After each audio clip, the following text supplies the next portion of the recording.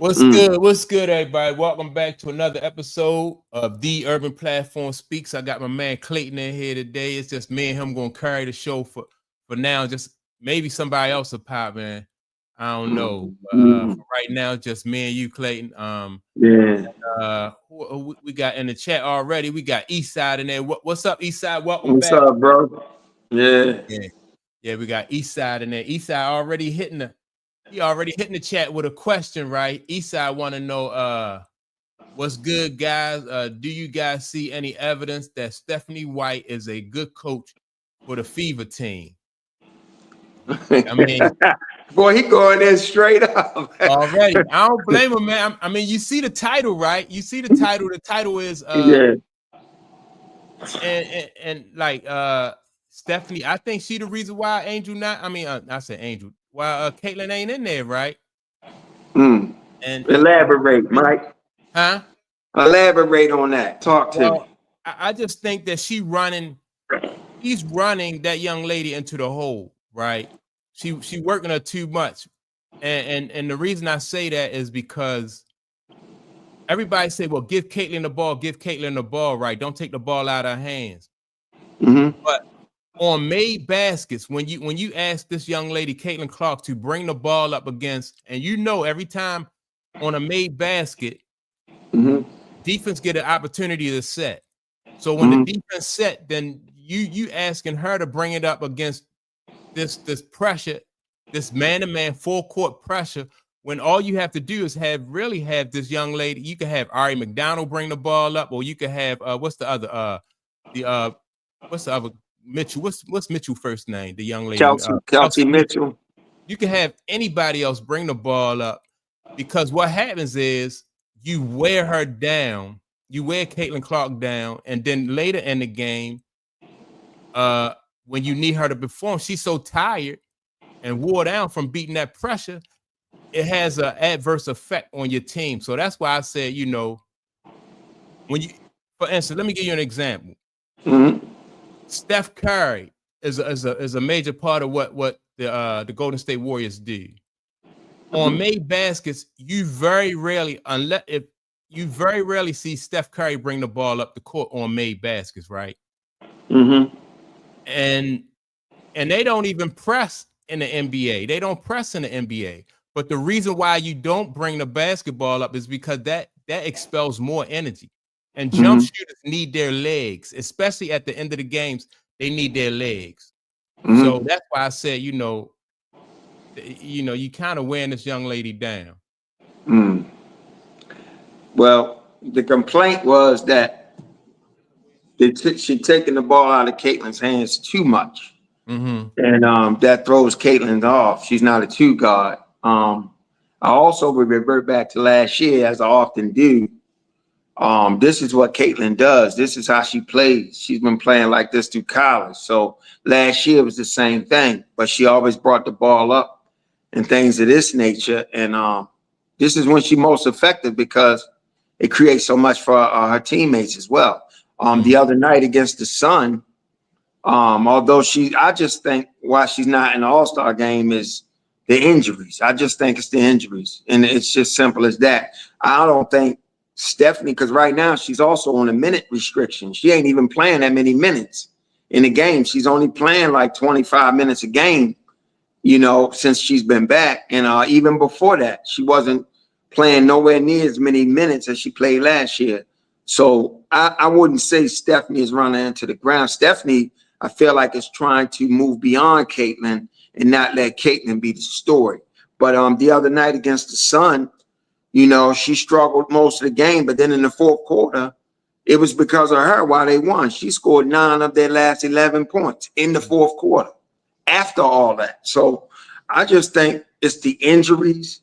I think whatever she did in the offseason to bulk up created something in her quad. She started the season off in preseason with a quad injury, and that turned into another quad injury when the season started. She had to sit out some more games, and then that turned into a groin injury on the left side, and then now you had another groin injury on the right side. So I think it's just the injuries that's really, hampering her. Because to me, Stephanie don't want her with the ball in her hand all game. But unfortunately, or fortunately, or unfortunately, however you see it, they're just so much more effective when she's orchestrating the offense. They just different. Well, I can agree with that, right? She can orchestrate your offense. But like I said, once the defense had an opportunity, like on a made basket, like all right, on steals, like I saw, like they got a couple steals, right? And then boom, they off and running because you know what I mean? That's good. On steals, the defense don't have an opportunity to set up. They at a disadvantage. Then you know what I mean? Then you got Mitchell filling the lane, and you got whoever's out there with her, they filling the lanes and stuff like that, right? But once you have an opportunity to set up, and you know that their team is going to handle her physically, like I think Eastside said that, they're gonna then you got to take her out of that situation. You can run your offense through her, but don't put her in a situation. And I think the injuries come from, that wear and tear that she's taken. In my opinion, the unnecessary wear and tear that she's taken. I'm gonna say what nobody else is saying. The only reason the physicality and stuff is slowing her down because she came into the season with a quad injury. That's why it appears that she was hurt coming into the season. Yeah. Yes. She was hurt, Mike. She was hurt coming into the season. Pre-season, she had to sit out quad. Once you get an injury like that, them tissue and stuff like that, you got to really heal 100%, or other things are going to start being affected. And it looks like the physicality did this to her, but it didn't. She came in the season with an injury. All right, well, let's say she came into the season with an injury, right? Yep. Caitlin Clark comes into the season with an injury. Then still, what is your purpose for having somebody that is in that physical condition, allowing them to have to essentially beat a full court press for you? Well, Stephanie White is relying on the medical staff and stuff and taking imaging. And while it looks like it's healed 100%, they think she's ready to go. They look at her in practice. The way she plays is the way she plays. She plays that way. And so they taking the chance. They think that she's 100% because that team is so much more effective when she plays the way she plays. Yeah. So that's what I think. I mean, you know how I feel. I don't necessarily feel like Stephanie White's system is a good fit for Caitlin, but I will say that I don't think she's running Caitlin into the ground. I honestly believe she's trying to do it without Caitlin. Well, and that's true. And not only is she trying to do it without Caitlin, but after I heard what's the commissioner of the WNBA? What's that lady name? Kathy something. Yeah, she said that, like she came out and just publicly said that, like we're not relying on one person, and like the WNBA is not really about one person, right? So that just let me know that they are not like, whereas though the fans feel like the fans are looking for somebody like Caitlin that's going to draw them to the league, like the face of a league. Whereas though the league don't want a face, they want that face to have multiple heads. Things more so. Yeah, they can want that, and they do want that, and I don't blame them for wanting that. That's just not the reality. Yeah. I mean, you got stars. I'm not saying you don't have stars. They have great stars. You've had those stars before she came into the league. You've had these things. You got them now, so that's good. And like you said, that should be your business model. You don't want it to be all relied on her, but that's not the case. And until it becomes something different, this is what it is. So yeah, you know what I mean? And so let me see what Eastside says. I have noticed for weeks now that Caitlin has been struggling, losing her balance so much. To me, that's a red flag that she has weakness in the legs. I can agree, and yes. So you have Caitlin Clark who's shooting 29% from three, and like people know, everybody knows that like she actually elevates on her jump shot. You know what I mean? So that is definitely going to affect her jump shot. The way she elevate. And so to me, and just imagine When you look at All-Star Weekend and everything, right? All-Star Weekend, it's a lot of excitement, you know what I mean, and a lot of, it's like this is the most excitement I can recall in a while for All-Star Weekend.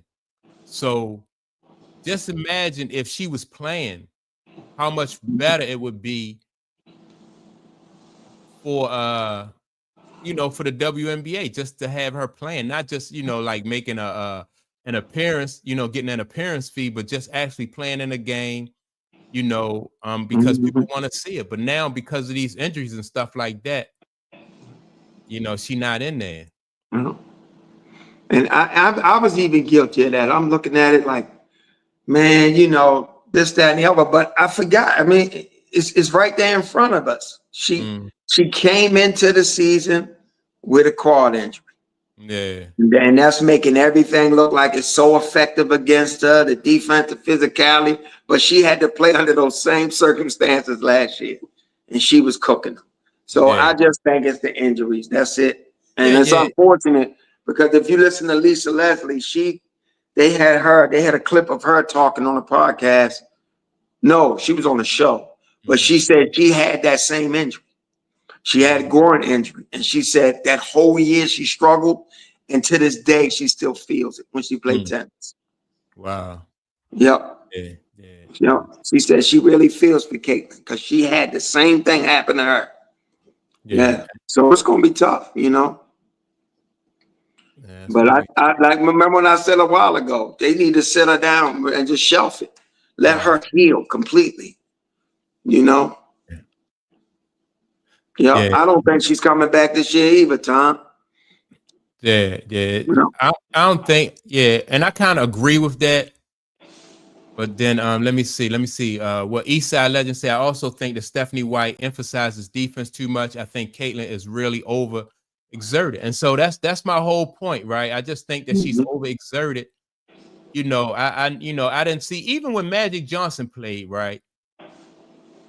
Like against certain players, he would pass the ball ahead up. He not trying to bring that ball up against Muggsy. It's just smart basketball. If it's clutch time and he gotta handle the ball, he gotta handle the situation, he gonna do it. But you gotta pick and choose your battles. Like every time up and down the court, I was watching her play. I think it was the Suns. It was a game that she got hurt. I'm like, wow, she working. She doing a lot of work, just getting the ball up there, up the court. And not only did that affect you at the end of the game, but like throughout the season when you playing like that, like if you make it to the playoffs and y'all trying to make a deep playoff run, your conditioner is going to come into play. So Yeah, I agree with you, but I just think that if you really watched her play, I've had a chance to go back to Iowa stuff, since I became a fan. I watched her all last year. If you watch her play, she does pick and choose her moments to bring it up and to push pace and stuff. Right now, there's just so much emphasis on it because she's hurt and then she's struggling. So everybody thinks that she's overexerted and this, that, and the other. It's easy to be overexerted when you're injured. She came into this season injured. And that's the bottom line to me. And that's why it looks like what it looks like. And everybody is dissecting her and this, that, and the other. The girl plays the way she plays, and she's always had success playing that way. And it's really hard to stay in front of her. The reason they're able to stay in front of her. And then also, let's not forget the referees. Let's not forget against Dallas, Rebecca Lobo and Ryan Rucco, they pointed to all them. They showed, they put their real blades. They allow her to get fouled all the time. Let's not forget that as well. So, if they really play and the referees are consistent and stuff like that, and she's not dealing with leg injuries, it's hard to stay in front of her. It was hard for them to stay in front of her last year. It's really hard. Yeah. And they said she needs out of Indiana, right? But I think the way that, like, once the commissioner came out and said that this league is just not about one player, that right there for me was like the writing on the wall, as far as like, like where could she go? and really get an Man, opportunity to play the way, play her style of basketball. did you see how New York was courting her? Did you see that picture going around behind the Yeah, scenes? yeah, yeah, You yeah, crazy. Hey, believe it. She can go anywhere. Not anywhere. Some teams that just don't want to deal with her, but it's a whole lot of teams want her. That would love that. Would love the business influx, to want yeah. that pace. The players want to play with her because she gives easy shots. And, Mhm. but do you expect, all right, let me ask you this. Do you think David Stern at any point would have came out and said this league is only about Michael? No, absolutely not. Right, right. Absolutely So not. I expect Kathy to say that. Kathy got, I forget how many players are in the WNBA. She's got a whole bunch of players in the WNBA. You Mhm. just can't, you just can't publicly say, especially when you're negotiating deals right now. You're trying to negotiate new CBA, and you got TV stuff coming in, you got investors. You don't want them to feel like our league is only predicated on this one player. That's not a good business model. Well, you don't say that publicly, right? David Yeah, Stern never said that publicly. yeah. But you know what I mean? But he made it, like you wasn't gonna beat Michael Jordan up like Oh yeah, Detroit. I agree You with know what I that. mean? Mhm. So he couldn't publicly say things like that, Right. but like her actions also go along with, she not doing anything to like as far as refereeing, she not addressing that issue with the referees. And I don't know how long Kathy's going to be the commissioner of the W. Yeah, I yeah. think she's putting herself. I think she's putting herself at risk of losing that position. And I wouldn't doubt that. I wouldn't doubt Yeah. that. Tom, what's up, Tom? Tom said, let me see. People will speak loud if anything happens to Caitlin Clark. She is the people's champion, love it or hate it. And see, that's the thing. I agree too that she is the people's champion. You know what I mean? Like people in the you know what I mean? I mean, she just have more fans than anybody who the league would try to put up as like the face of the league. So Mhm. I think for the league, I think it's better when they allow the people to choose their own champion rather than them promoting somebody who they might feel might be a better fit for that Mhm. for that position, right? Mhm. But once I saw that, and then in the WNBA, like who won the 3-point contest? It was Sabrina Nescu, right? She Yeah, won it. Sabrina won it. Yeah. Yeah, I just think with all the excitement and all the buzz that's going around this weekend for the WNBA, the All-Star and all that stuff, Mhm. I just think it would have been so much better if Caitlin Clark was able to participate.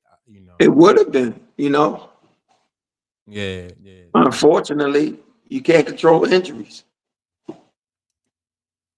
Mhm. yeah, yeah. But my whole point is, like I just thought that it was a situation where it could have been, especially if you knew she's hurt, and then you still got her trying to, to beat a full court press. Yeah, yeah. All right, so let me see. East Side, respectfully, Caitlin is the most held and touch point guard in the league. So when you're able to put your hands on her, there's no cause. Even balance, you know what I mean? And let me see, even balance would be off and healthy. Yeah, and that's what I'm saying. So you allowed to really just wear her down throughout the game Mhm. and And throughout that the don't season. fall That on takes a Steph White. toll. And that Huh? don't fall on Steph White. That fall on the officiating in the league. Well, all right. So this how I would push back on that, Mhm. because now as a coach, and I listened to like the young lady for the what was that team for Connecticut. She Mhm. said that we, you know what I mean, we want to be physical with Caitlin Clark. We want to wear her down and we want to take her out the game. Mhm. Make her render her ineffective.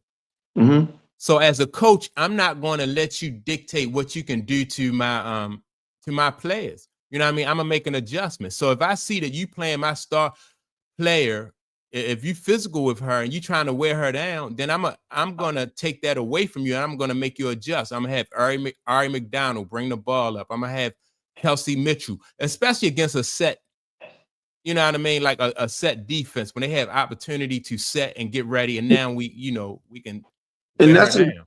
and that's exactly what Stephanie White's been doing. Yeah, well, no, not that game. That's why I say I was like, wow, she bringing it up. After made basket. She got to work. What's the Aaliyah Boston take the ball out of bounds. So now she's got Caitlin Clark has to break away from her man to get the ball inbounds. Now her and Aaliyah Boston, she set a pick. She go around a pick, and yeah. For me, I was like, yeah, that's just too much work when you can just have somebody. But at that point of the game, it was needed because at that point in the game was nick and tuck. So you looking at that last part of the game, you got to do what's most effective when you're trying to win that game. The Fever has had struggles holding on to fourth quarter leads. So, and then if you look at the last 3 games, Caitlin's been getting through and they've been fine and everything's been holding up.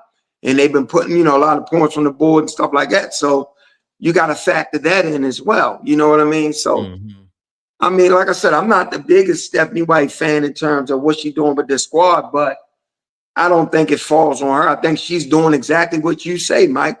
She's trying to let Ari McDonald run the offense, and then they get stagnant at times and stuff like that. Ari McDonald was a breath of fresh air. She played real well, but now there's film on that.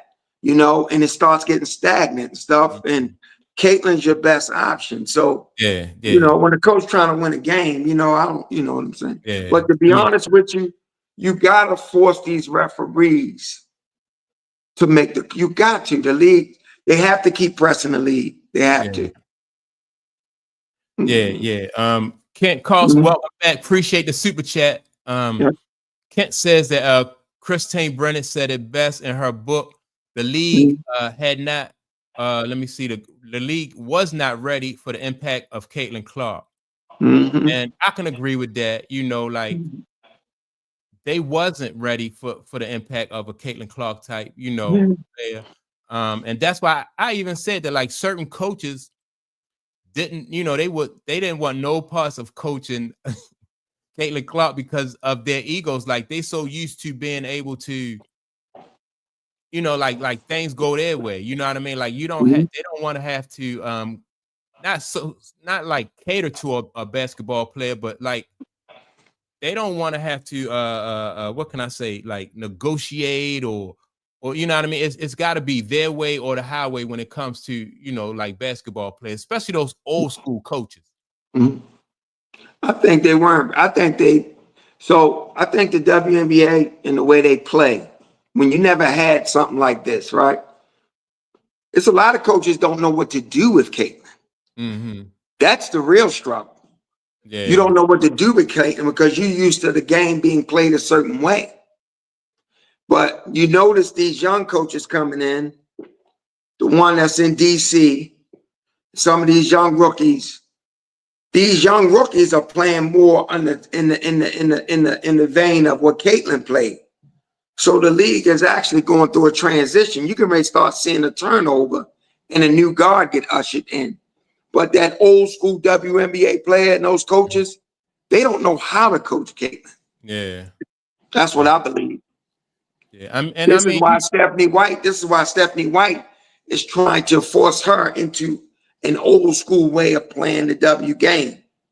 Because she don't know how to just let that be, It's just difficult. Yeah, it's difficult. Yeah. So, and what Christy Sides tried to do it, but at some point, Christy realized she just let go. You gotta let go. Yeah.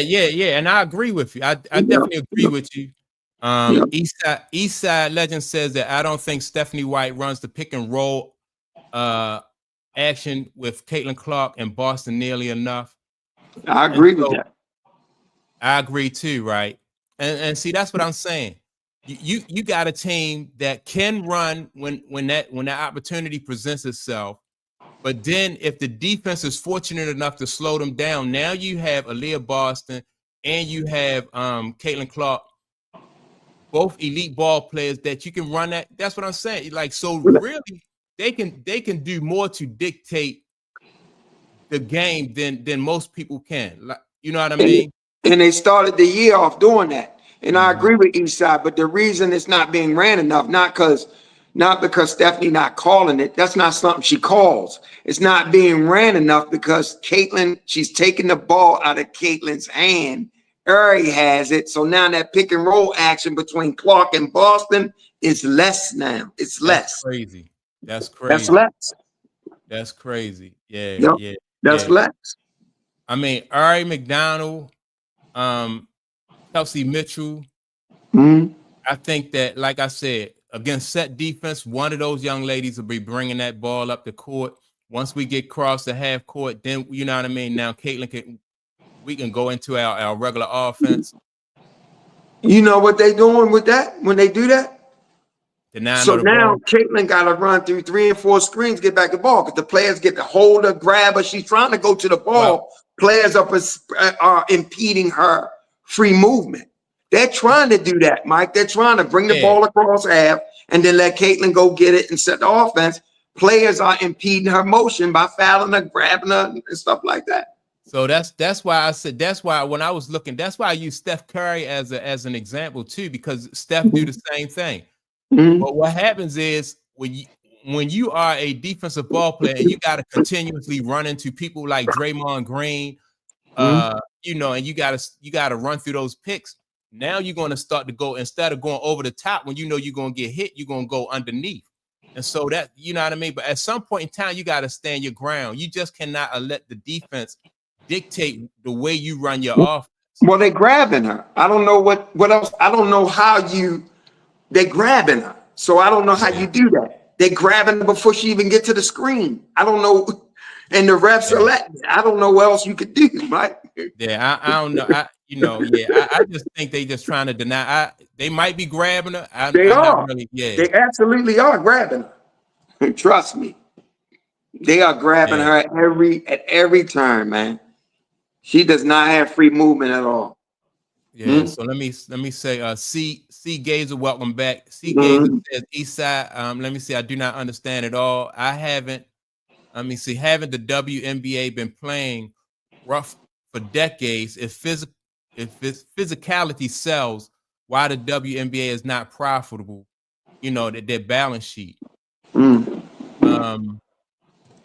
I mean, I think physicality at a certain point, but you got to draw the line like where physicality ends at, though. You know what I mean? Like so if they are grabbing her and they're allowing people to grab her, then that's not even basketball no more. You know what I mean? Like it's not basketball anymore when you allow them to grab.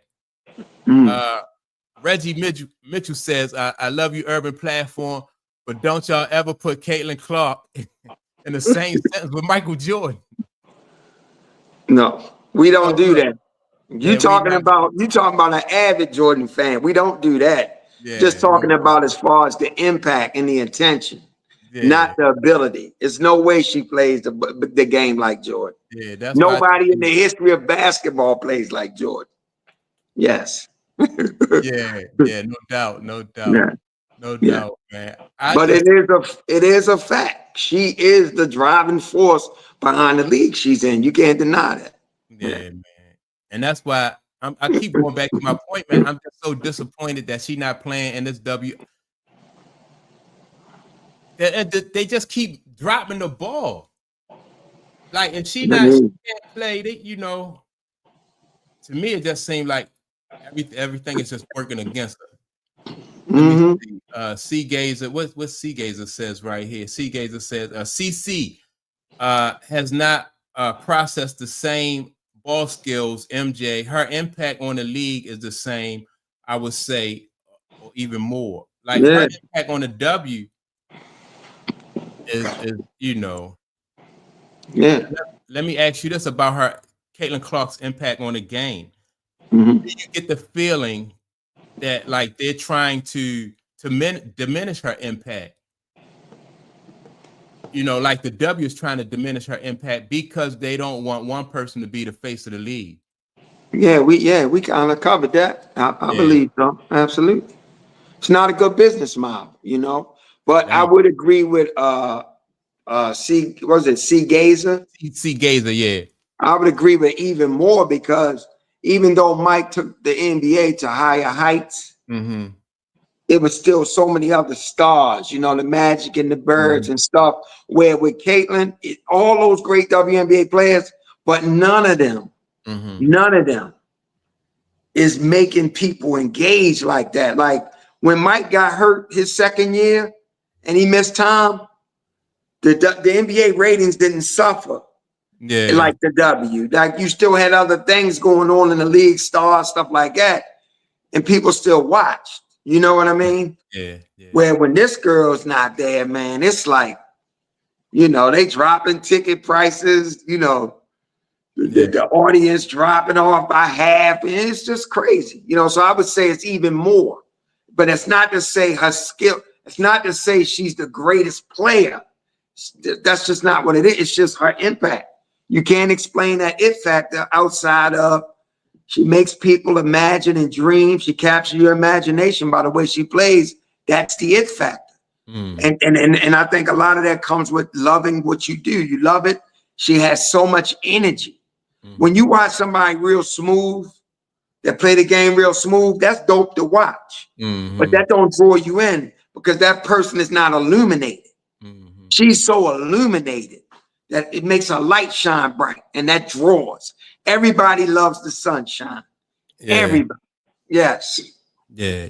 Yes. So, Kent Carlson says that all right, C Glazer, I am 65, lived through it, but also CC's impact on the WNBA, not the NBA. Hell, when your ticket prices plummet for the All-Star game and already has been proven this season.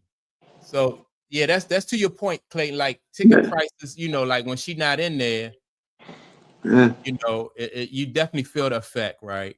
And that's why I keep saying I just think that the WNBA, not just the WNBA, I'm blaming the coach. I'm not going to allow the opposition to dictate and run my star basketball player down. So now we don't have her for a good portion of the season. We don't have her for the All-Star game, and some people think she should be shut down for the year. I definitely thought that. I said that weeks ago. Remember, months ago. That's what I'm saying. I remember you saying that. And I'm gonna say this, Mike, and I agree with you. I understand the coach, but in all fairness, the coach is employing your exact strategy. What you mean? The same thing you said you would do, she does that. Stephanie is doing that. That's why the fans want her gone. Because the fans be like, don't take the ball out, Caitlin Haynes. Right, this is what Stephanie White is doing.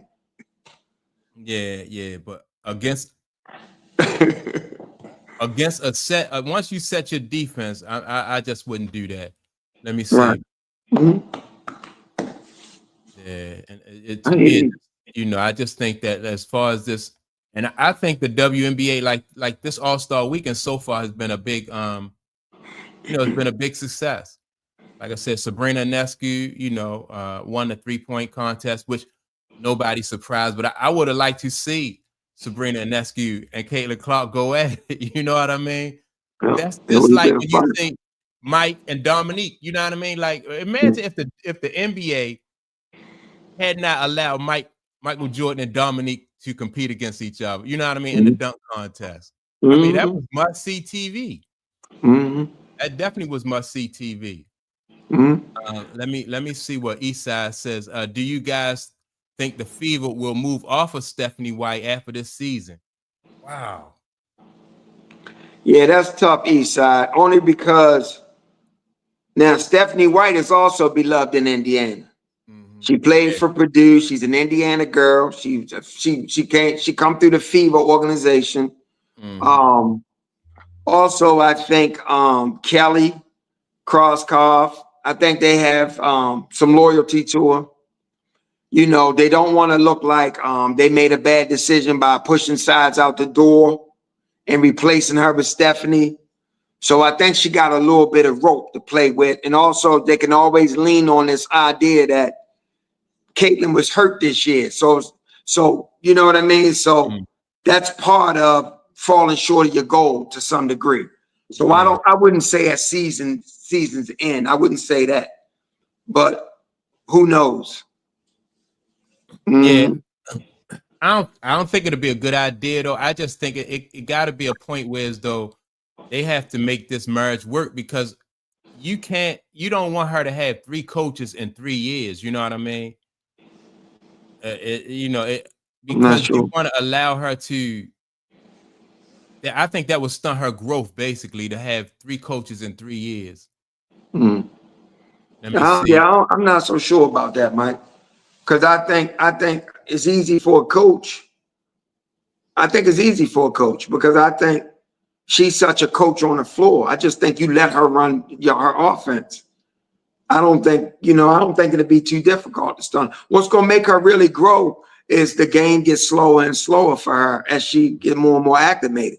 You got to remember, when you come in from another level, the game moves fast and it starts slowing down and it starts slowing down.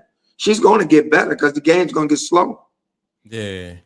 Mm-hmm. Yeah, I think so let me see. The Andy A says that CC is the most fascinating player I've ever seen. She's different. Yeah, she's definitely different. And so you definitely have to you gotta acknowledge that, the fact that she's different, and that the fans and stuff want to see her. Let me see. I know Dave has said something on here that I wanted to get back to. Go back to his comment.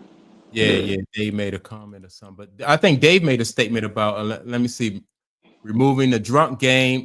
Jackie Styles played the game like Jordan. Plum and Clark broke her record shooting threes. Styles layup and mid-range were a clinic. Yeah, and see that's you, like, I'm a big fan of the mid-range game anyway. You know what I mean? So yeah, I'm definitely a big fan of the mid-range game. Yeah, man. But so if the refs are allowing players to hold and grab her, then that's an even bigger issue right there, because now you don't have freedom of movement and you can't go into your Didn't Caitlin Clark brother just came out and made a statement about the refereeing? Did you hear that? Yeah. He just came out and made it. So maybe this might He be said it's what the ref's fault. He said it's the ref's fault she hurt. That's what he said. Yeah. Yeah, so maybe it is a bigger issue with like the But refs. what's good? But what's good is this. What's good is this. Everybody in the WNBA, it's a general consensus throughout the league with the coaches and players that the referees are bad. And they're preventing freedom of movement, and they need more consistency, and they got to do better. So it's a league-wide issue. So, during the off season, when they have those meetings and stuff, things like this get addressed. Yeah. So, that's the good thing. Yeah. That's the good thing about it. All right. Who is it? Is this Casino Tab? Casino Tab says that Clark did not do well in last year's All-Star game. Do y'all remember? So her fans watch 1 game out of 6 games a day. And let me see. And that 1 game dictates the whole WNBA for the month. So, I'll say this. I watched her games all year because I was fascinated. And during the All-Star game, I thought she played well. She facilitated. There was all those All-Stars. She set the tone. She got them in and out of their offenses. She didn't hit any long bomb threes. She got a steal. She almost broke the assist record for the NBA All-Star game. Sue Bird held it. So it's more to her game than just shooting threes. And if you really understand basketball, a person that has an impact on the game, you can see it. She has an impact on the game.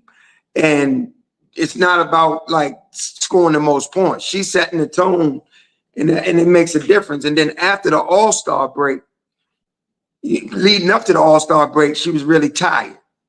So then after the All-Star break, they had 3 weeks off. And when they came back, she was on a tear.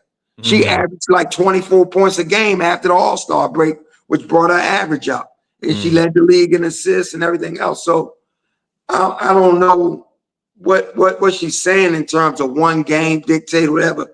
But the young lady was on a tear the second half of the season. There's no doubt about it. Yeah.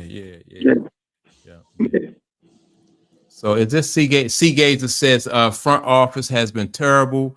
First, why keep Bree Turner and then did not play every single down. Let me see. There is still cap space and one roster spot. The Fever has done nothing to sign the 12th player. I hear you, Seagate. I just think like when I look at how the Fever are constructed right now, right? I just think they have enough balance to where I don't even think I think they got the personnel to run that fast break and run people out the gym. And then like I said earlier, when you slow the Fever down, I think that the Fever has Aaliyah Boston, Kelsey Mitchell, and they can do it. I just think they got the balance. I just think they got the balance. I didn't appreciate, like I said, late in the game playing slow, small ball, and then allowing teams to be able to. That's how they lost to the Sparks. They allowed the Sparks to go big on them in a half court situation, and the Sparks came back and so they got balance to me. Yep, and I say in that Sparks game, no Caitlin. I say that. No Caitlin. The last few games, man, down the stretch, they've been pulling away. They did it against Atlanta. They pulled away. Did it against Dallas. Well, Dallas, they blew them out. And then the other game against the Suns, they pulled away. They have everything it takes. The problem that they have, and I'm going to keep saying this. Refereeing.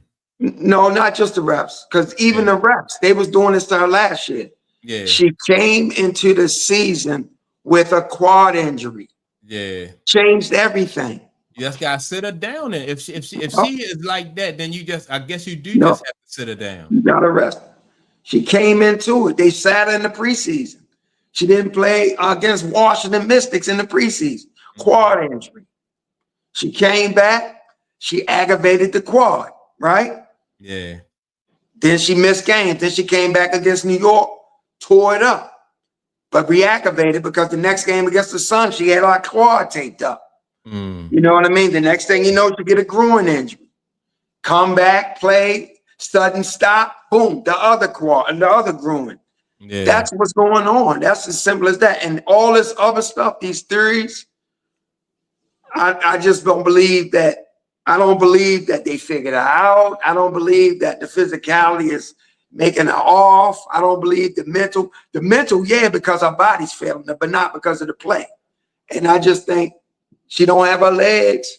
She's dealing with that, and everything is off with her. But even through all that, she still have a huge impact on the game.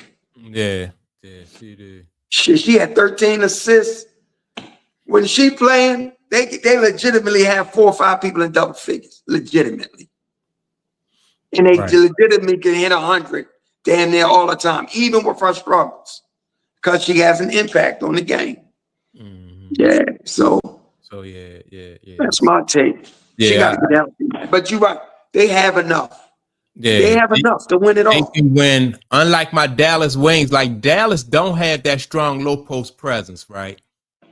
Whereas they don't have the balance that the Fever have. So you know what I mean. But and a lot of teams in the WNBA don't have that balance. Whereas though, well, we can run you out the building, or we can go half court, and take it that way. Indiana didn't really have it last year. They had Aaliyah Boston, but they wasn't good in the front court. They wasn't good. And this is where I see the difference between her and Paige. Paige is a polished player. She's great. Scored every level, plays real good. But Paige don't have an impact on the game. Because if she did, those other girls, although they might not be as talented, they'd be getting easy buckets.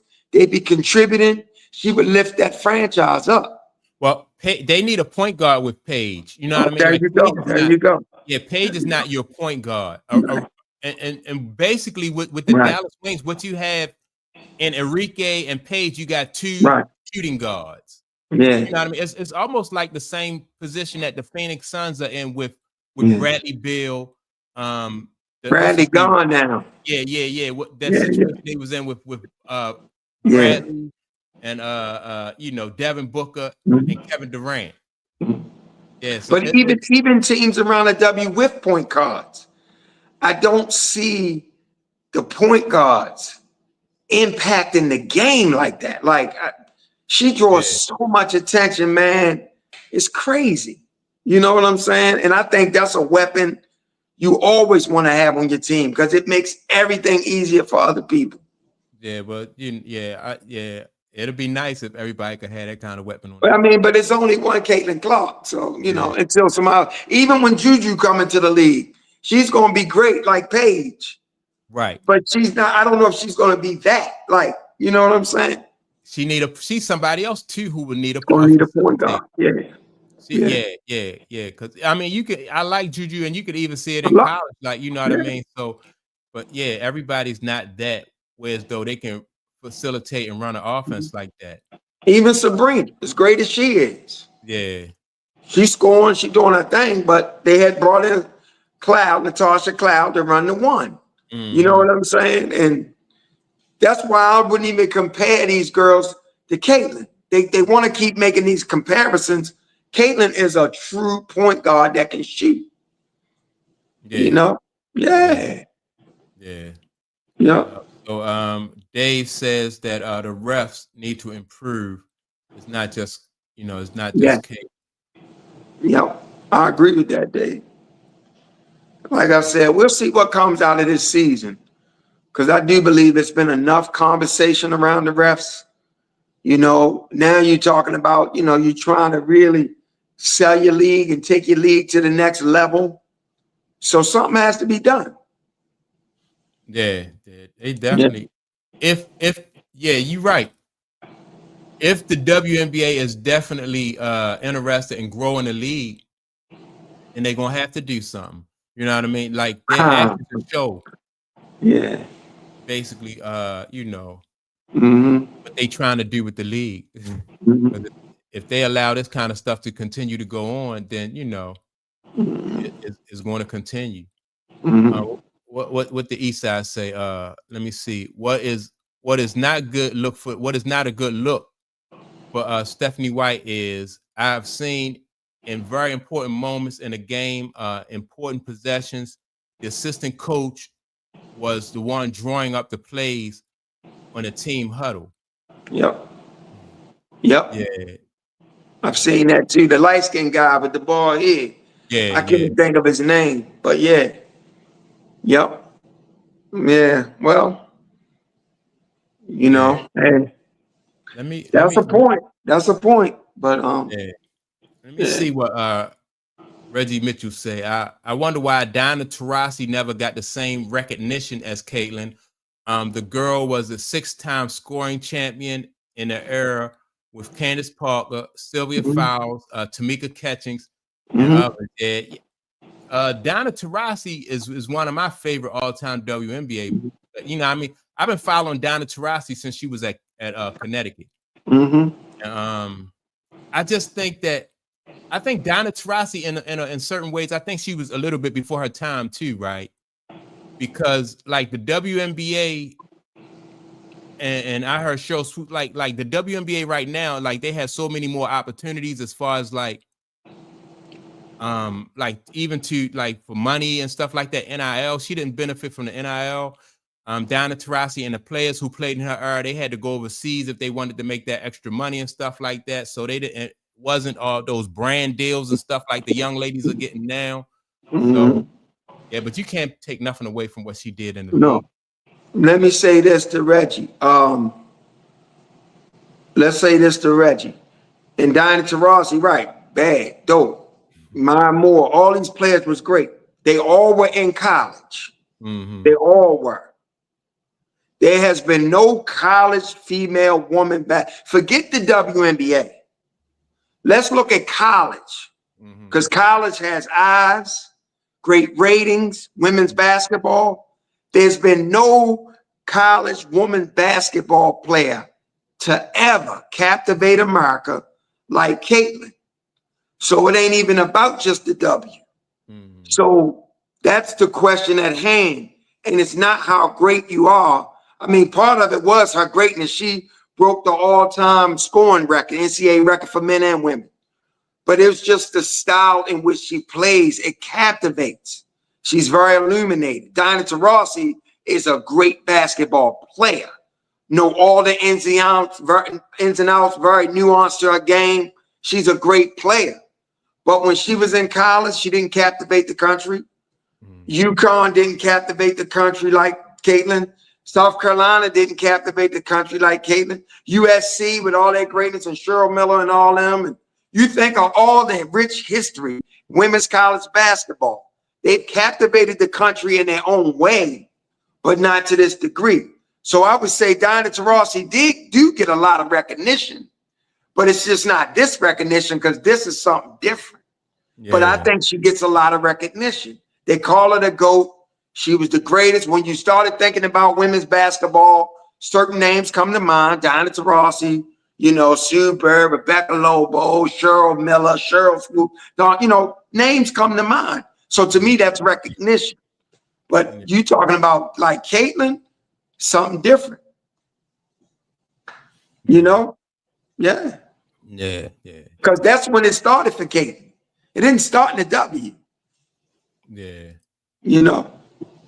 All right, let me see what Eastside says. I think it's a mistake for the Fever not to sign another player because that's leaving them with less options on the court, matchups, and they could. I mean, they could. Ideally, they could sign. I just think that they just have so much balance, and they could just. Yeah.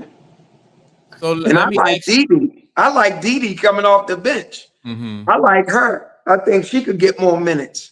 Because she's a stretch big, she shoot the three well. But yeah, I mean, you can sign another player, but here again, I think they got enough. Yeah. So Donnie Does Dishes says that the groin injury is all on White. She put her back in the game with 16 seconds left, right? I agree. I'm agreeing with Donnie. I'm telling you. Hold up. What game was that? She put it back in with 16 seconds left.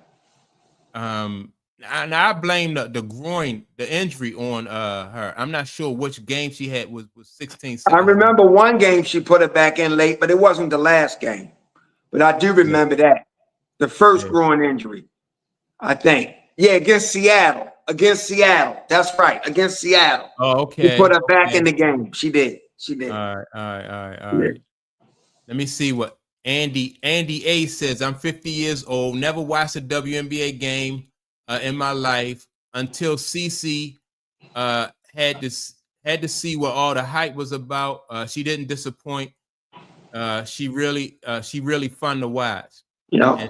And that goes to your point, Clayton, what you just said about like comparing CC to Diana Taurasi, right? I mean, like I said, I was a big fan of Diana Taurasi even when she was in college. UConn, yeah. Like you said, but it's different. Mm-hmm. It's different. Right. Yeah. Caitlin, I'm gonna be honest with you. Caitlin is like the girl next door. Mm-hmm. She's like the girl next door. Diana Taurasi, ball player, hooper. She great. But Caitlin got this girl next door kind of vibe. And she plays with so much like kid energy. And that's just fun. And that's what I think the appeal is more than anything else. Yeah. Let me see. Dave said, why not Ari McDonald fit in with 0 prior game experience? Yeah. Fever team. Ari McDonald, I was surprised that she was able to come in and like that chemistry showed right away, right? Mm-hmm. But I think too with Ari McDonald is like that, like when you run, like when the team is running, that's her wheelhouse. You know what I mean? So that's why it probably was easier for Ari McDonald to hit the ground running as far as like, that's her wheelhouse. When the team is off and running, that's what she do. Mm-hmm. So, and she's a good defender. Defender. She quick. She a menace. She pesty. She's a good defender. She fit right in. She's the type of ball player Stephanie White's system is perfect for. Mm-hmm. Yeah. It's crazy. You've been Clay, you've been watching any of the Summer League? Summer League games? No, I haven't. Nope. I hear you. Man, I see you in the group text. Yeah. yeah, they But got a kid. I've never been big on watching the Summer League. Yeah, Yeah. they got one kid. They got a kid for the Philadelphia 76ers. Yeah. Armstrong, number 52. Armstrong, he nice. He nice. Chicago Bulls had this little point guard, a little Asian guy named Yuri. He nice. He giving alley-oops. You gotta play up on him because he can hit that three. Then when you play up on him, he can go around you, dishing the ball. Man, that kid Yuri. I hope Chicago find a spot for him. And I hear you quietly becoming a Bronny fan too. Hey, you know what? Hey, look, I'm gonna tell you this though. Yeah. Perseverance, that's what get me. Yeah. You know what I mean? Like if you could like a lot of what people say, like he wasn't ready. Nepotism. That's but if you can prove and you can get beyond like what people say about you and you can prove you deserve a spot, people can't deny that. Yeah. I mean, you can't deny that. All right. His game is starting to turn around. He's starting to look like he belongs. So, but it's still Summer League. That's true. That's true. But you know that's my only hesitation. Yeah. Right. Yeah. You know, I'm not saying that. You know what I mean? Like he gonna lead the Lakers to a champion. No, I know, but I'm just saying the average 13 a game in Summer League, and but at least he's showing some improvement. Even he's showing improvement. His numbers are going up. They're going up in Summer League. Yeah. Let me see. Let me see what Dave said. Let me see exactly. A veteran player who knows how to make themselves. I'm not sure what I must have missed. He was probably talking about Eric McDonald before. Oh, Eric McDonald. Yeah. I just dig Eric McDonald and the way she fit in on that team.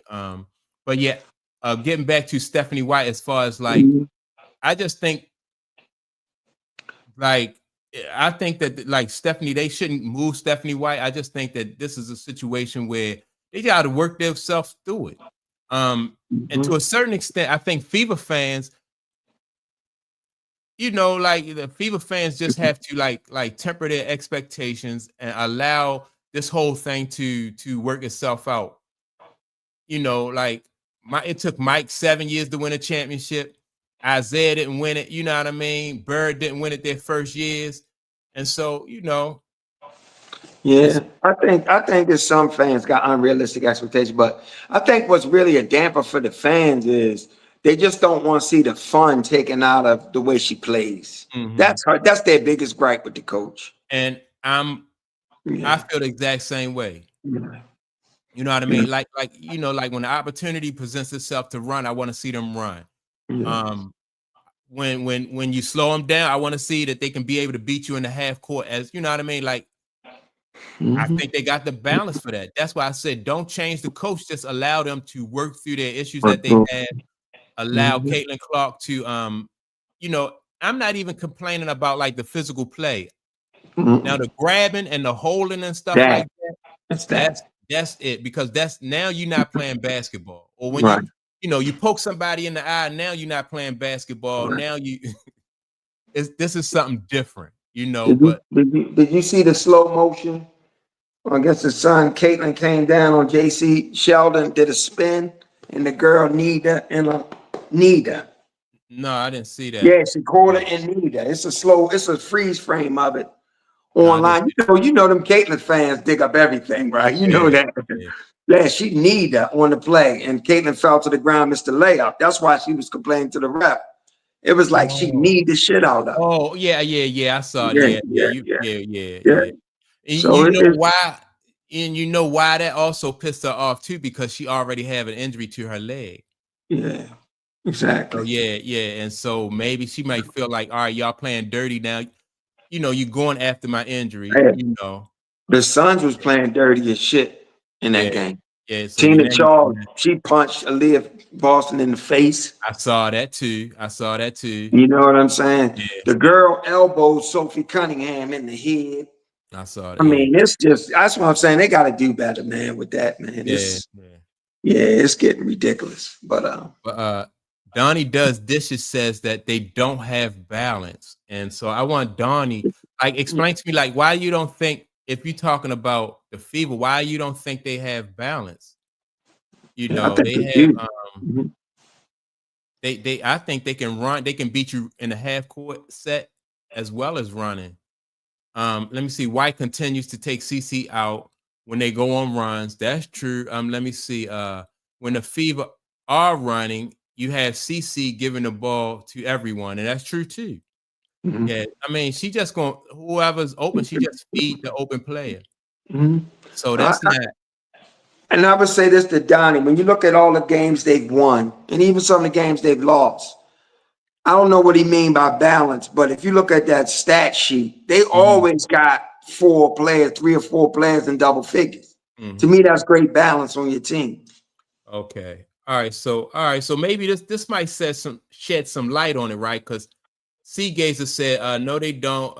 Let me see. Their starting lineup is fine, but when their starting lineup come out to the bench and take the rest, the Fever become a rock bottom team. They always have 4 minutes to 8 minutes of scoring drought in the second quarter. All right, so I can see that.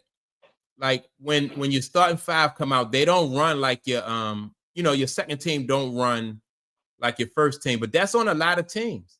You know what I mean? So really, most teams probably like good basketball teams probably go like about 7 deep at most. Mhm. You know what I mean? So yeah, they probably could do a little bit more when it comes to like shoring up their bench and having play somebody on there whereas though like if Caitlin Clark need to take a breather or Kelsey Mitchell needs to take a breather, then somebody Mhm. can come in and still maintain that Mhm. maintain that same level of play. So all right, I if think y'all they, I think they play 9 players deep every game. yeah, they do go deep. Mhm. Yeah, and so Donnie said when they play slow, they Yes, become predictable. yes, Yeah, that's true. But yeah. now, The teams are reading their ball action. Yes, I agree with that. but see that, and the thing about that when you all right when you play slow or when you go into your half court set, the thing about that is the same thing with the aces or not even the aces. What's the with feet and the links? You know they're going to feet, but the thing is you got to be able to stop it though. You know what I mean? So because they don't do the Minnesota Lynx don't do anything that's really unpredictable when they go to their best player. The thing is that you got to be able to stop it. Mhm. But but with Fee has the whistle on her side. Fee is the marquee player in the league. So they don't get away with a lot of stuff. So if Fee ain't getting a clean shot off, she going to the free throw line. So that's another way of looking at it. That's why they can't stop it because she gonna get that whistle too. You Right, know and what that's I'm that's the saying? thing. That's the thing too. Like you just said, with a lot of veteran ball players like Yeah. Fee, Jonquel Jones, Asia Wilson. Like yeah, they do get the benefit of that whistle because they know that they're gonna make you either foul them or either they're gonna score. So Stewie get the whistle too. Players. yeah, yeah, So yeah. But And yeah, but I think Aaliyah Boston has established herself in this league enough. I think Kelsey Mitchell, she's a mm, 7-year vet now. Natasha Howard, she's a vet in the league. You know what I'm saying? Sophie right, yeah, Cunningham is a vet in the league. You know what I mean? And to right. be honest with you, even though this Caitlin's second year, though, you know, she need a whistle. You got to give that girl a whistle. She a Yeah, marquee player. yeah. Sabrina get a whistle. You know, So do y'all? I want to ask everybody. Do y'all feel like Caitlin don't get the whistle enough? not at all. Yeah, Not at all. As much as she got the ball and penetrating and getting grabbing stuff, she should average going to the free throw line about six, 10 seven times times a game. or more. So you see some Yeah. players. Yeah, Yeah. you're right. Let me see. The links are built for it, and they have the players. Mhm. So that's what Donnie said. Yeah, that's true. Yeah. Let me see right here. Seagazer said that the W is not that good. Let me see. She is supposed to be the defensive coach. However, Fever's perimeter defense is poor. Uh, They always give up open threes, mid range too. Yeah, yeah. Yeah. So I Mm-hmm. don't know. I just think that Yes. I think it's a work in progress though, as far as like with the fever. I think it's a work in progress. Yes. Yes. So Clayton, you agree with Andy Yes. A? Yes. Timpson needs more minutes. Yes. Yeah. Yes. I love her athleticism. She plays good D. Mhm. She's solid. She's a solid player, man. She set good screens. Like the Fever have a hard time setting solid screens. I Yeah. agree with that. Yeah. Yeah. So Jim, what's good, Jim? Hmm. Jim is agreeing with Donnie, right? Agreed, Donnie. Lynx have the talent and the coaching to get it done. Mm-hmm. So yeah, Jim definitely agree with Donnie. But Yeah. yeah, man. Um, Mm-hmm. let me switch gears for a little bit. Ask me like Mm-hmm. how you feel about Bradley Beal going to the Clippers? Do you think that moved the needle any for the Clippers as far as making Yeah. them like like stronger contenders? I don't know. I don't know if it. I don't think it hurts the team, Mm-hmm. but I don't know. You know what I'm saying? Because I thought they was a pretty strong contender last year once Kawhi got healthy. Mm-hmm. So I think it's an added. I think it adds something. I do. Yeah, I think it adds something. yeah, yeah. I don't Yeah, know. especially if he wants to play there because he had to sign off on that. Right, right. He did. Yeah, so for him to go there, I think it adds something because he can play. They don't need him to be the man. Yeah, no doubt, no doubt. Uh, let me see. Let me see what Jim said. Hey, fellas, just dropped in to hit the like button. We'll catch you guys next week. All right, that's what's up. That's what's Yeah, up. yeah. But yeah, I think it adds something to the Clippers. Yeah, I do. yeah, no doubt, no doubt. Yeah. How you feel about it? Yeah, I think so. I think he'll be able to help Harden and Kawhi. I think he'll be able to help him. You know,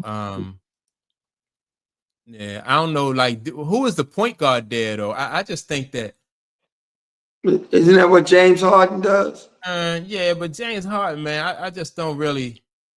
I agree, but I'm He just kind of ball dominant. You know what I mean? I like traditional point guards who just like their sole purpose is like to keep that offensive flow and looking for cracks in that defense. And man, isn't that a dying breed, Mike? it is. That's why I like that kid that I saw for Chicago in the G League, man. That Asian kid Yuri. I mean, Yeah. he just was like it was just constant attack. Yeah. He attacked the mid range. He just attacked at all three levels. Like if you leave a lane open, boom, he gonna go to the lane. If you leave, you know what I mean. If that mid range area, he gonna attack that. And I hopefully it's that type of basketball is coming back. And let's look at the two teams that made it to the finals. They had two of the best point guards in the league. Yeah, yeah, So it's definitely it's going to come back. That's yeah. trending again. It's coming back. That playmaker. Yeah. Yeah, yeah. Let me see. Sea Gazer says that when will Leonard get healthy and carry the team? Yeah, yeah. I don't think I don't at this point in his career, as as many miles as he got on him. I think it's gonna be hard for him to be able to lead them back, lead any team to a championship. I just think he did well last year when he came back. Finally was Yeah, healthy. I thought he played. He was looking like Kawhi to me. it's gonna be Yeah. tough. It's gonna be tough. Yeah. I mean, it's going to be tough to lead to the championship because of how deep the West is, not necessarily because of him. Mhm. He going to definitely need some help. He going to need a good team. Yeah. Yeah. Yeah. Right. Kawhi look good, man. Yeah, he looked back to his old form, but I think it might be too late because of just what you just said, because of how tough that West is, man. West tough. That's Mm-hmm. tough, man. That's Yeah. tough.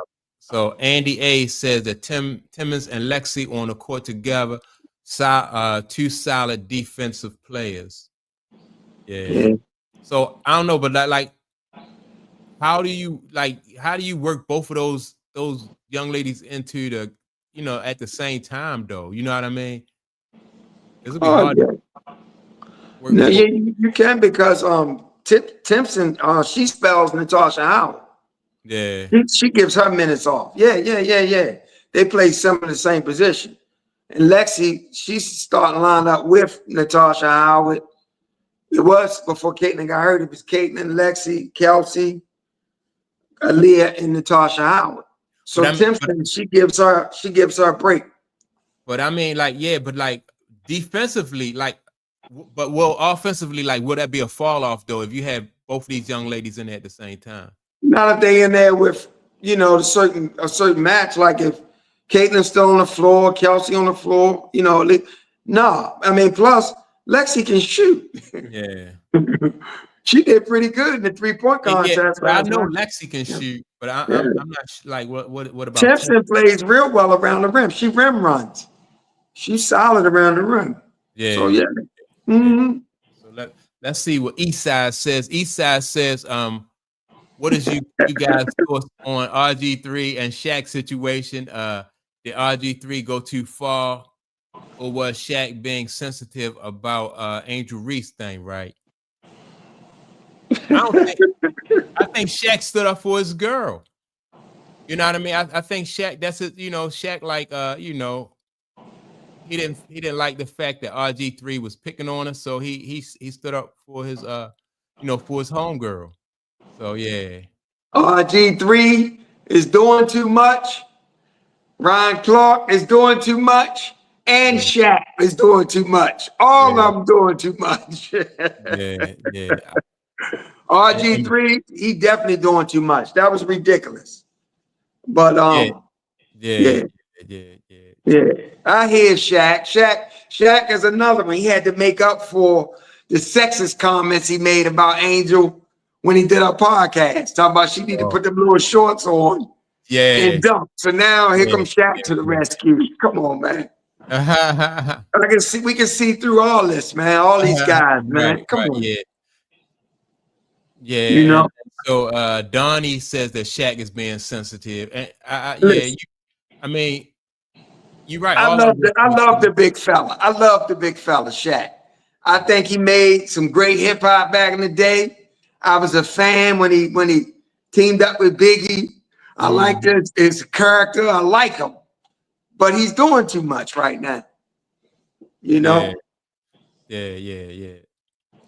Kent Carlson, appreciate the super chat. Kent says, just watched AK Nation video, Fever President.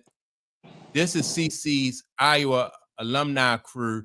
Not sure what to think about it now. That's sad. Well, I'm gonna say this. Sometimes you watch some of these content creators. They put a spin on things that may not necessarily be what's really happening. So you know what I mean? I'd be careful with that, because sometimes I watch these things and they have a title like, this one said this and this hot water. Then when you listen, it's not really that. It's taken out of context. So I would have to hear everything she said in the whole conversation to determine whether or not she's really dissing the Iowa alumni crew or whatever the case may be. Not saying she's not, but you got to be careful with that kind of. What reason would she have to do that? Yeah. But and what I would add to that though, and I don't know everybody, and I'm not even really. I just think that like it just like people need to really just lean into the fact that the public really like Caitlin is just the people's champ. You know what I mean? And so when you have people come out and say stuff like not and they're not leaning into it, then people want to know why are you not leaning into it if we leaning into it. You know what I mean? So, but we understand why, Mike. We said it throughout this whole broadcast. They have a responsibility to the other women in the league. It's not a good business model to put everything on this one girl, even though that's the reality. They're trying to fight that reality because they're trying to show some sustainability in their business, and they want to promote this idea that the league can sustain without her. So they're doing what they feel like they got to do, Right. And so let me see. Seagazer says Reese is sponsored by Reebok. Yeah. Jack is one of the owners. Thus, thus he is all in, on Angel Reese. Yeah, that's true. Yeah, he was, but he also made them sexist comments toward her. We're talking about she need to wear low ass shorts and don't. Yeah. But I love Shaq. Don't tell. And listen, we all got to be able to accept the truth about situations. That don't mean it's a lack of love. Love Shaq. But so here's a chance for him. Here's a chance for him to resurrect things a little bit. He don't want that to be the last dying statement he made. You know what I'm saying? Yeah. So let me see. Eastside say I agree, Clayton. People are trying to get clicks and views for sure. Yeah. They put their spin on it. We all see what we want to see, Mike. All of us can look at the same thing, right? And we got a bias. If we have a bias, what we're going to hear is going to be leaning into our bias, and we can make somebody, if we already believe the president is anti-Caitlyn and Stephanie White is anti-Caitlyn, the league is anti-Caitlyn, everything that gets said, we can spin it into it's an anti-Caitlyn thing. Even it's going as far as to say that the president is dissing Iowa. You know what I'm saying? I just don't see why what she gets out of that. I don't get that. Iowa ain't got nothing to do with this shit right now. It's an Indiana fever thing, Right. Seagazer says one of the most damning trends is some content creators use AI to generate fake content. The whole video is fake. Then we got to keep that into consideration, like you said, because they use that to manipulate us, and If people remember one major element, that human beings talk with inflection. They have sentience to them. You can always determine AI because the AI doesn't have that sentience. It doesn't speak with the inflection like human beings do. You can hear it, you can read, you can see right through it. All people have to do is stay in tune with themselves. Yeah.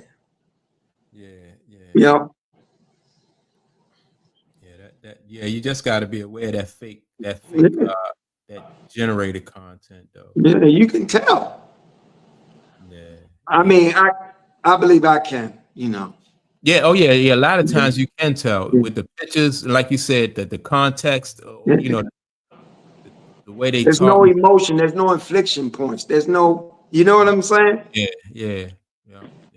They wouldn't make great storytellers because, like you said, because of what you said, because of the inflection is not there. My book right now, this girl sent me my book back, and it's being read out loud by AI, and it's no emotion at all. It's nothing. It's just, you know what I mean? So, but I can tell the story be real good if a person's reading it. Because especially about the motion, certain points, it's just that. It's no sentence to AI right now, so. Yeah, but he right. It's a lot of AI shit out there. Shit. Let me ask everybody this. What do you think about the Shannon Sharpe situation? Like that thing is dismissed, and a lot of people He settled. It ain't dismissed. He settled with prejudice. Yeah, he settled. Yeah. But wasn't he saying he wasn't going to? Yeah, he did. He said he was going to fight it vehemently. Yep. And I don't know what vehemently mean, but that don't sound like what he just did. That don't sound like vehement. It does sound vehement to me. Yeah, vehement is kind of different from what he just did. I think that Shannon wants this to go away. Maybe somebody's offering him another deal or something. Yeah. Maybe they needed to go away. Yeah, I don't know. I don't know. Eastside, everybody, the rest of the crew, man, everybody, you're right. They on vacation and doing things, man, Yeah. So. Yeah, man. Jim chimed in, but he's in Minnesota, Eastside. He said he'll talk to us next week. My man Chunk said he's got a vision appointment, which I understand his eyes are important, but he said he would come on, he'd be held up a minute, but I guess it ran over. Right. And man, ain't no telling him, man, he in and out. He do his thing. Ain't no telling with man. Ain't no telling him, man. Shit. But yeah, that's what's up though, man. But yeah, I think that's the longer this situation like set out there for him, like it mess up your brand deals. If he potentially wanted to go back to ESPN, that would hold that up, you know. So he really was in a situation where he wanted to get this behind him, you know, anyway. So I'd be surprised to be back on ESPN. I'd be surprised too if he back on ESPN. I'd be surprised. Yeah. But yeah, he settled. So it is what it is. Let me see. Seagazer said there was a story in Malaysia where some people use AI to generate a video on a fake tourist attraction location. People drive for hours to get there, and they find out at all that the tourist, I guess that the facility don't exist. Wow. Find out that all this stuff. Yeah. Wow. You know what man. It's crazy. Like somebody showed like a hotel room, and like the hotel room had like an ocean view, right? But when you get to the room, it was a picture on the wall of the view of an ocean, but it wasn't really the ocean. And I was like, man, that's crazy. That's crazy. Man. I think we should start going back to some of the old school ways of doing some things. You know what I mean? Like maybe what's that book.com and some of the other, you know what I mean, where they taking pictures of the place, stuff like that. Maybe, I don't know. Yeah. So what he said Shannon ain't learned his lesson. He going back to dating white girls. Oh man. Oh, that's funny. Oh. I don't know, man. You know. Yeah. Shannon had to clear that situation up though about that with that money, man, for real. And see, and I know everybody want them with the white girls. I think it's a young girl more than the white girl. Yeah. You gotta deal with people whose mindsets are in a certain place in life, you know. Yeah. And that kind of relationship, right? So the relationship, if the relationship, if you have two people coming together to really build something, then it would have been different. You know, it don't really matter that, you know, like that, you know, if she was white or black or whatever, but like it was like a sugar daddy type, sugar baby type relationship based on a weak foundation. So if something go wrong, then what's she going to do? Her only recourse is to try to tear down your empire, you know. So she should not, at 19 years old, with the type of, like, what could she add to his life besides what she was doing? You know what I mean? She couldn't contribute nothing to his empire, so he put himself in that position. This is what I noticed about Shannon. This is my observation of him. He's consumed in the hip hop culture as well. He's consumed with some of the young things that's going on. And I think he wanted to be a part of that celebrity, like, when he have certain guests on, the Mega Stallions and the these and the that, and then he wants to live that lifestyle, I think. And that's interesting to me because he's my age, right? You know, if not older. I think I know I'm 56. He might be, I think he's around our age, around our age, right? Pushing 60. So it's just interesting to me that maybe, you know, coming up where he come from, small town, and never really had nothing. I've noticed that some people that's never really had nothing as a youth, you spend your young years, you know, carving out a career for yourself. You go to college, you know, and now when you get this money, you want to relive stuff that you didn't get an opportunity to live. And it's almost like he's trying to live in this celebrity hip hop kind of lifestyle world.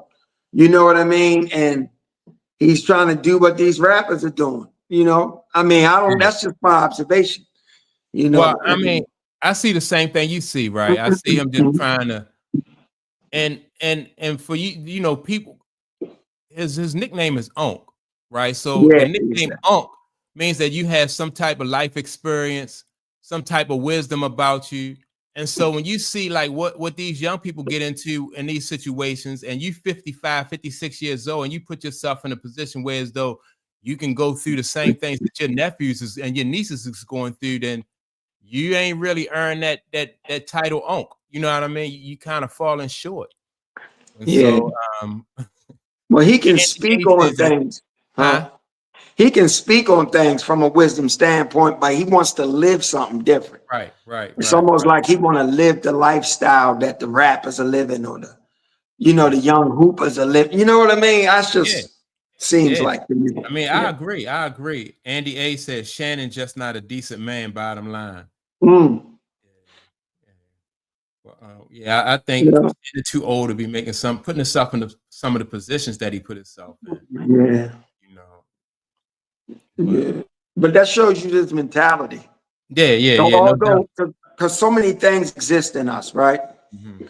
And everybody has wisdom to pull from. It's at our core. It's the essence of who we are, right? But also our ego self dictates some of our behavior. So Mhm. at times you can tap into that wisdom, and you Mhm. can advise people on certain things and make observation of situations and come off and sound like you're real wise and you've been through a lot.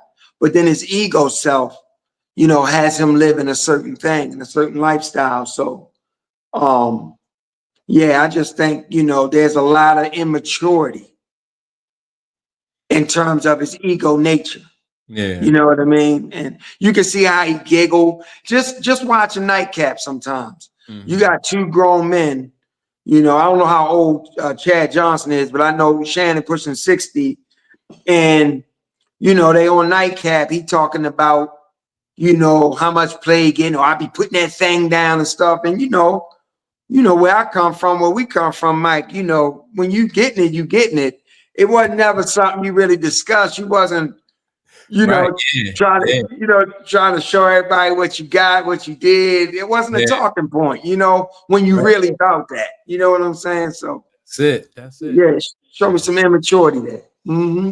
Yeah. So yeah, man. Anybody bragging on the notches on their belt, they ain't used to having notches on their belt. Basic bottom line, basically. Yep. Yep. Yeah, man. So He yeah, funny. man. He loved when that video went viral. And he liked them guests. I remember Kiki Palmer was on there talking about Michelle. Everybody coming at reference Michelle. He get the giggling. What you talking about? I don't go there. It's like Yeah. he, you know what I mean? That fed his ego, So Mhm. yeah, it's interesting, man. It is. It is. It is interesting. Yeah. Shit. My So man look, got a line. you Huh? said Go ahead. what? I said, No. my man Nas got a line in his song. He said, dated some stars, but respect their privacy. Mhm. Some shit you just don't speak on. You know what I Mhm. mean? Yeah. Yeah. But go ahead. You was gonna say something, man. No, no, no, no, no. I was going to ask you if you the All-Star game come on tonight, then, right? Yeah. Yeah. Yeah. 8 o'clock. See, yeah. You know why I've been watching, man. Ever since I started this with you, and I started watching, Yeah. the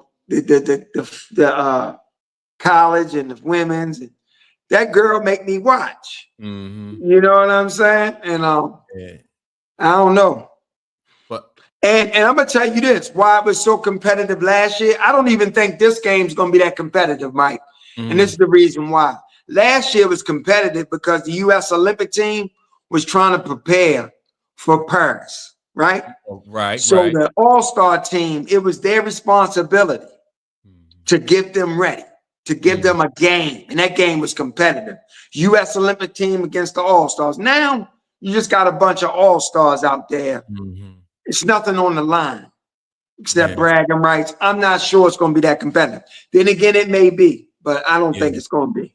Well, I'm hoping that it's competitive. And one Yeah. reason why I want it to be competitive is because I think it'll be a big mistake for the WNBA to go down the same path as the NBA and put on an all-star game that's just like not competitive at all. You know what I mean?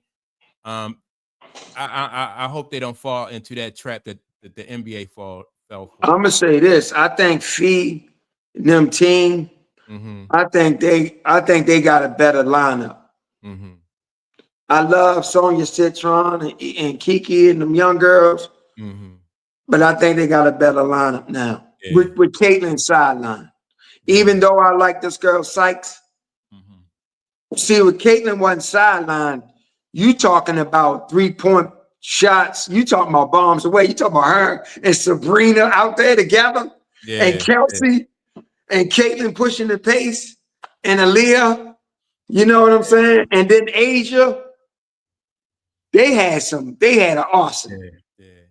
I don't know who's gonna push that pace now. Yeah, I like that. I like Citron though.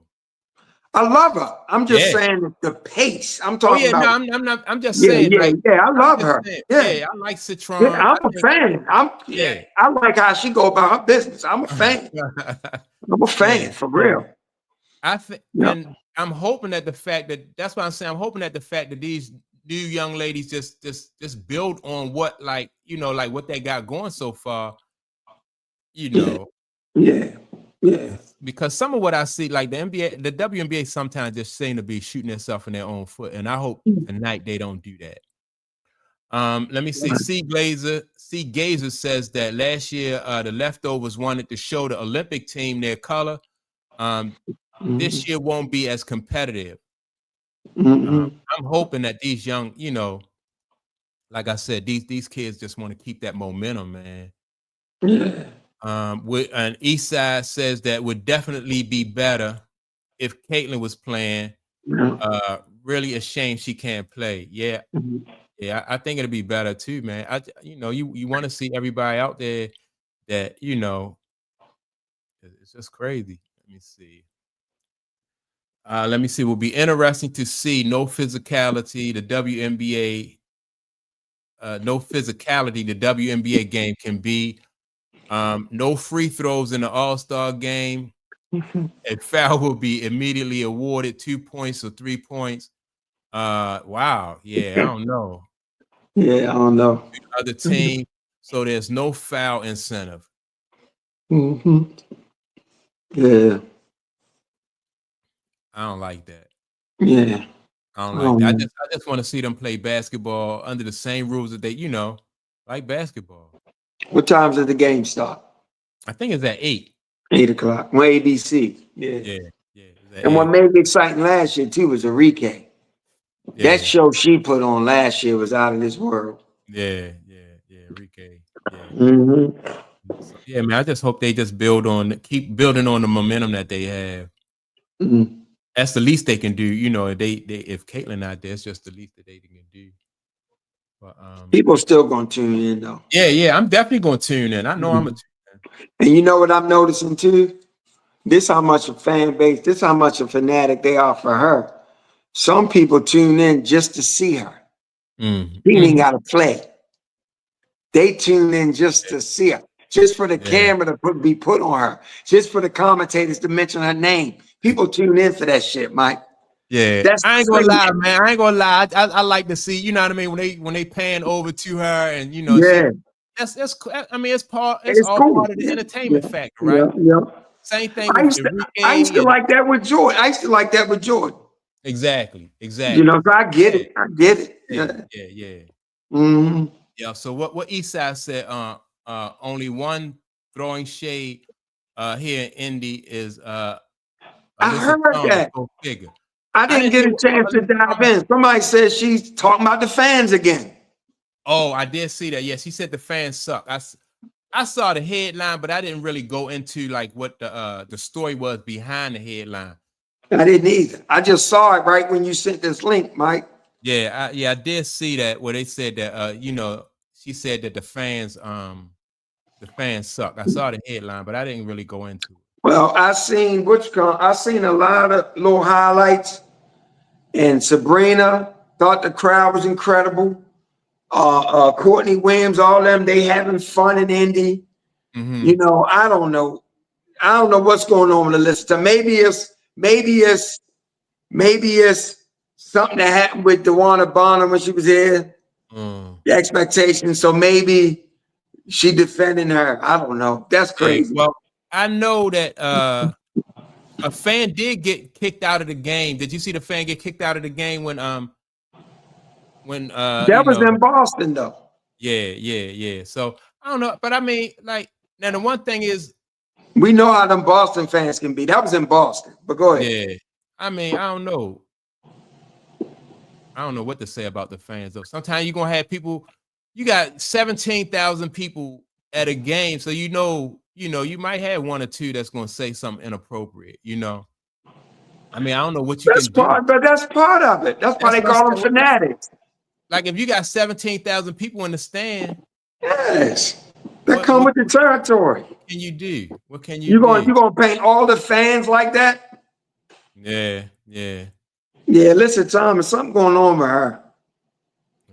Yeah. I think she wanted to go back to when they playing in front of 3,000 people. Ain't nobody saying nothing. And see, that's the thing. You know what I mean? Like everybody just got their finger over their mouth like they in church service somewhere. Yeah, that's crazy. Yeah. Let me see. The C Gazer says the WNBA is trying to have better time control of the game. Now it's always 2 hours plus in a game. Let me see. It's too long for a 40-minute game. Yes. So I don't know, but I'm thinking if the game is entertaining, it's not like baseball, right? When you sitting down, you watching a baseball game. Baseball can be boring, but if basketball, I never complained about the length of the game in basketball. Well, the reason it's taking so long and it's like that is because the coaches got to do all these challenging because of the bad refereeing, and that's stop and play. And now you're just sitting there, and they challenging it. They challenging this.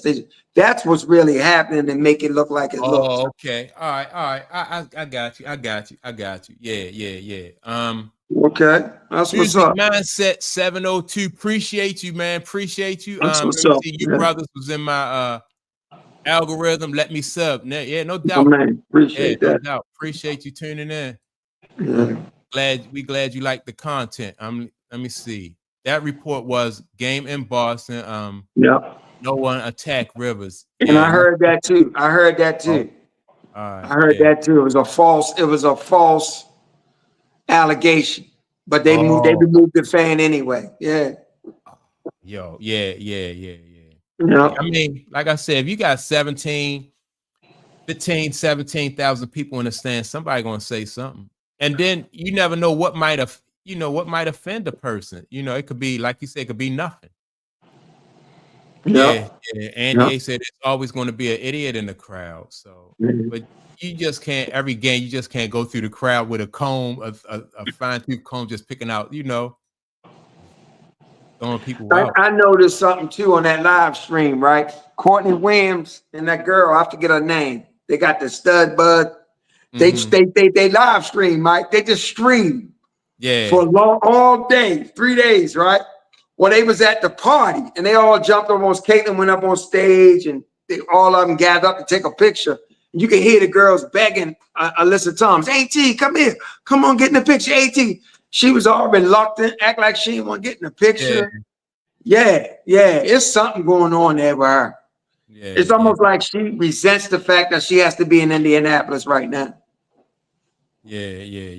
So what my man Kent Carlson says at Andy, yes, wait a minute, yes, they are. I am a Caitlin fan. Her shoes, let me see, her shoes go, and I go, and I would bet millions like myself the same. Well, she's saying wherever she goes, I go. All right, yeah. Yeah, and millions do the same thing. Yeah. My fault. And I messed that all up, Ken. My fault. Yeah. But man, I think a lot of people, Caitlin Clark fans, and they travel. I ain't gonna, no doubt about that. They travel. Did you see the crowd outside of the Boston Garden for her? Yeah. Did you see it? No, I didn't see that.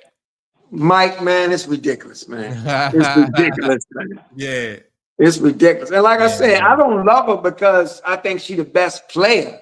Yeah. Although I love the way she plays. I love her because I love her kid-like enthusiasm for the game. She plays like she's always having fun. And that shit is infectious. It's like when you watch a little girl do something, right? And a play or something, and she's got joy behind it, it's infectious. The way she plays is infectious. Her energy is infectious. Yeah.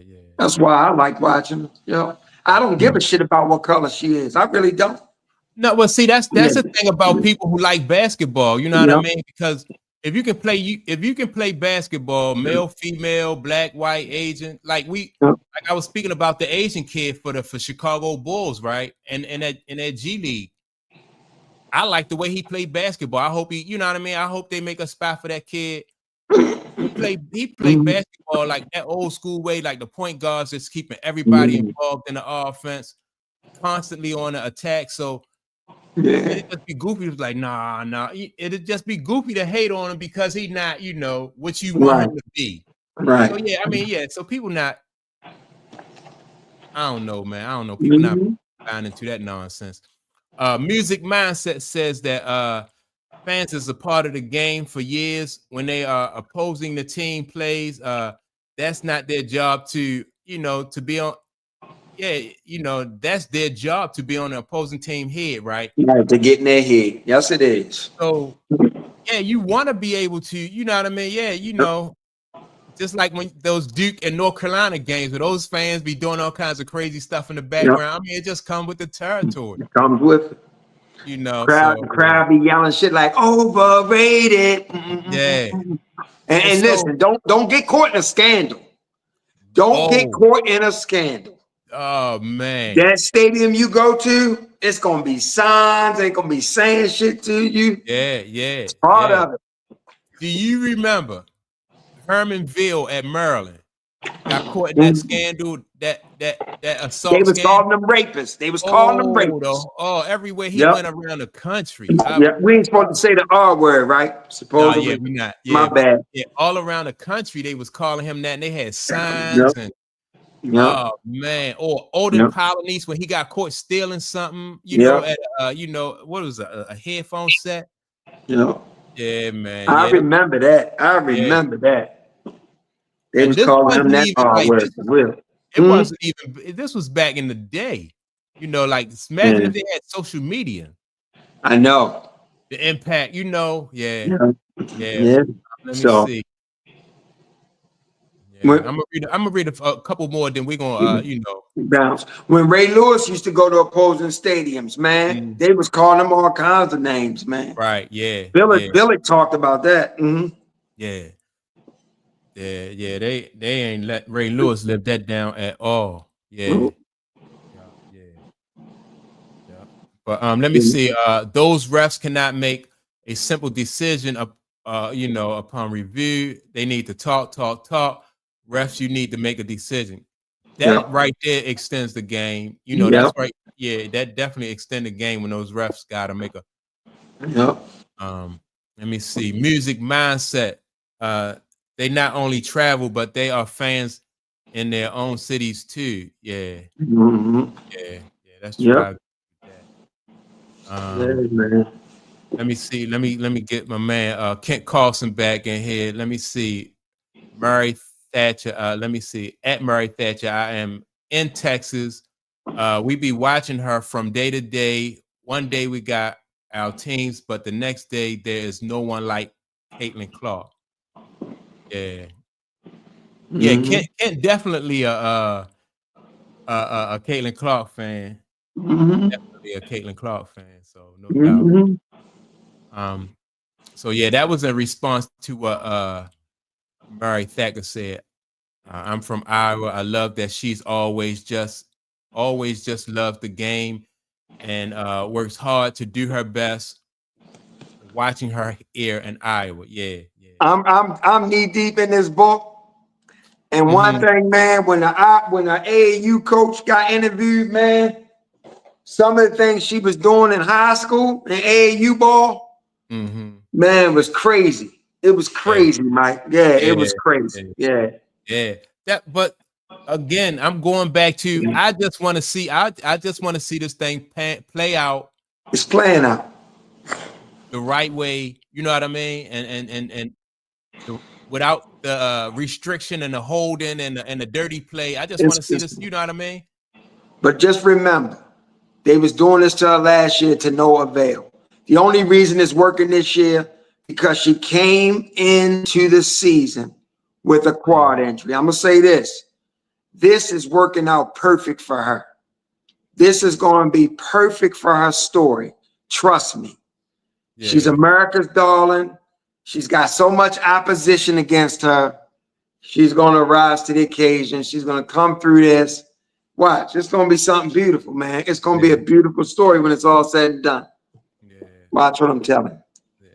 So, all right, that's it. Hey, Andy, it's either that or the WNBA, because you know everything has its own nature, right, Mike? Mm-hmm. Right. And sometimes there's no escaping your nature. So it could be the nature of the WNBA is to always stay small.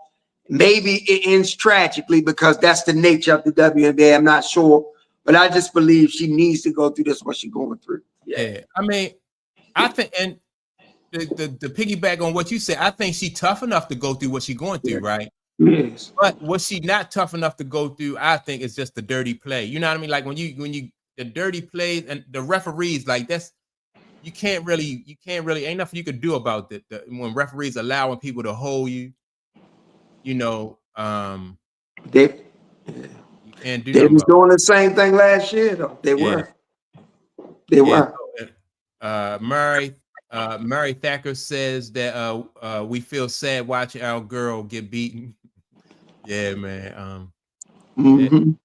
So hopefully, they'll do something about the refs. And I think once they get the refs and, you know, that thing taken care of, I think I'm not even worried about like her opponents or nothing like that. It's just the referee, you know what I mean? That part right there. But appreciate you, Andy. Appreciate you, Murray. Appreciate you, Music Mindset. Kent Carlson, appreciate you, Kent. Thanks for the super chats. I said Music Mindset, Andy A. C. Glazer, East Side, appreciate you. Let me see. Time was on here for a bit. Jim was on here for a bit. Yeah, man. And just let them know, man. They're the ones that really make the stream good. So no doubt, man. No doubt, man. Because real, And I like it, man. I like to have a string where the people participate, like you said, because it's a lot of times when you turn into different shows, it's just about what the commentator is saying. You know what I mean? But I like that exchange you get from you know that go back and forth. Dave, appreciate you. Donnie does dishes. Appreciate you. Yeah, man. So everybody make sure to tune in tomorrow at 11 a.m. Man, we're gonna talk about what happened in this All-Star game. Man, these WNBA, hopefully they put on a show for us tonight, for real. You know what I mean? And keep this momentum going. Yes, put a show on for us. And with that being said, man, I want everybody to make sure that they like and subscribe. And don't forget to tune in tomorrow at 11 a.m. Oh, and if any of them guys out there, they like reading testimonies, good book, go to Amazon and check out my book, Trauma, My Love Letter to the World by Clayton Jones. Peace out, Mike. Hey, Clayton, you got to give me that. I told you, you got to give me that. I'll send it back to you. I'll send it back. I do that, man. Shoot, I'll post. That's what's up. Okay. Everything, your banner, everything you want me to post, I post that every episode for real. Okay. I appreciate it. Yeah, I got all right, man. I'm gonna try to get a nap, so maybe I'll be awake for the game. All right. All right, man. Appreciate it. Take it easy. All right, peace. Peace out, everybody.